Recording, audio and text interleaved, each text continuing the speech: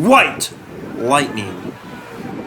I'm not a huge fan of GCI wooden coasters, especially because of the Millenium Flyer Restraints. But White Lightning is a solid family out and back wooden roller coaster.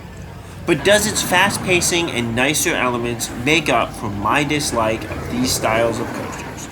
Find out in this review. Great Coasters International, or GCI, has been making solid new style wooden roller coasters since 1996, when they built Wildcat at Hershey Park, and most recently Roaring Timbers at Sunworld Hon Tom in Vietnam.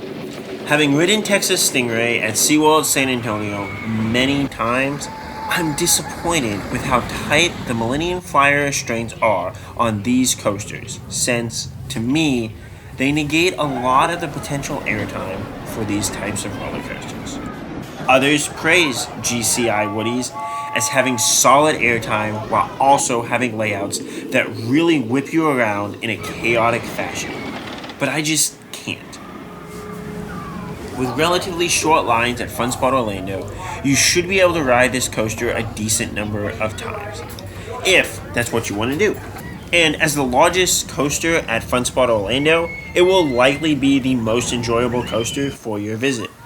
This coaster is technically a hybrid as it supports or steel with wooden tracks, which is the same as Texas Stingray at SeaWorld San Antonio. This makes sense for a coaster that is operated year-round and has to sit in that hot southern sun. There is a small drop after the station. Although not a notable pre-lift experience, this drop is worth noting because it will push your lap bar even further down. If you're looking for a slightly loose restraint to experience the airtime on this coaster, I encourage you to remember to hold up on the lap bar to prevent it from coming down during this section. Despite the first drop having a turn, it is a decent first drop. It's not built to be one of the best drops for GCI, at only 67 feet. This is an enjoyable mid-sized coaster that is looking to cater to both coaster enthusiasts and kids, and it does that well. This drop is enjoyable, but not fantastic. Normally, curved drops seem to negate some of the drop sensations, but the curve doesn't bother me here as I can just enjoy it, which is particularly surprising given the tight restraints. To maximize the drop, I would suggest sitting in the back row, even though the trains aren't that long to begin with. After the drop, you finish turning quickly at the bottom before a turn to the right that is profiled to offer more of sideways airtime than much of a turn feeling. With the high speeds and restraints, I don't feel much here, but it does help to add to the chaotic nature of this ride. Then you have a double up, double down, which offers nice, quick pops of airtime on the ascent and the drop. Easily, this is my favorite element on this coaster, as it really lets you feel the powerful airtime that this coaster can offer. Wow, never thought I'd say that about a GCI. Even though it is a simple out and back element, this element works great on this type of coaster. Then you have an overbanked curve for the turnaround. This is profiled to look really nice, but doesn't offer me much as I'd prefer either solid laterals or even how the Gravity Group does their overbanked turns. Then you launch into 3 consecutive bunny hills. If the airtime from the double up, double down wasn't enough, you get hills that give you some more. With the restraints, these aren't nearly as great as they could be, but are decent enough.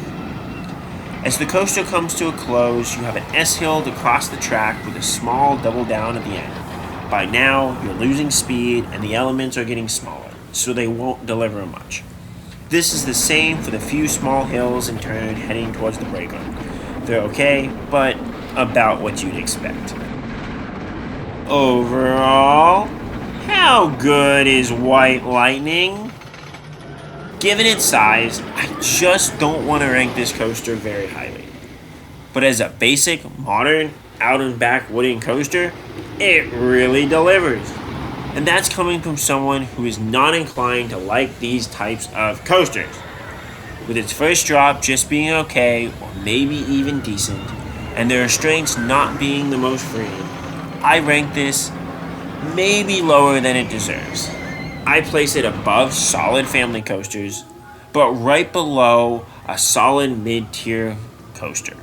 Placing above S&S free spins that I've been on, but right below Thailand's unique slalom roller coaster.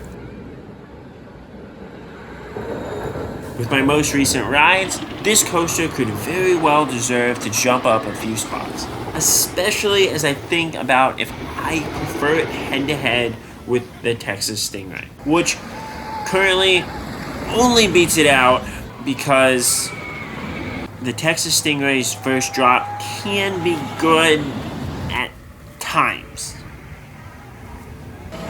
With slightly more freeing restraints though, I feel this layout for White Lightning could be something truly special.